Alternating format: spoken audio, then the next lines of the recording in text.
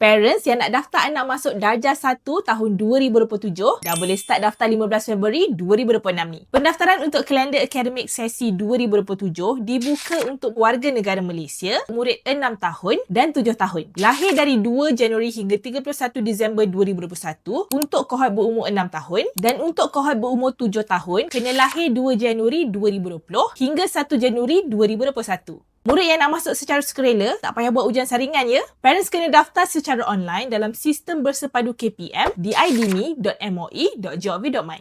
Pendaftaran akan dibuka start 15 Februari hingga 31 Mac 2026. Kalau nak tengok tutorial step by step cara daftar tahun 1 dalam sistem IDME, boleh tengok video part 1 dalam playlist pendidikan kami. Kalau nak cek penempatan sekolah anak, boleh rujuk tutorial dalam video part 32 dalam playlist yang sama. Murid yang nak daftar darjah 1 pada umur 6 tahun tak akan berada selama 2 tahun dalam darjah 1. Mereka still akan belajar selama 6 tahun dalam pendidikan rendah dan 5 tahun dalam pendidikan menengah macam biasa. Ada parents yang rancang nak hantar anak awal masuk darjah 1 tahun depan tak? Follow @syahida.my untuk info best setiap hari jam 8 malam.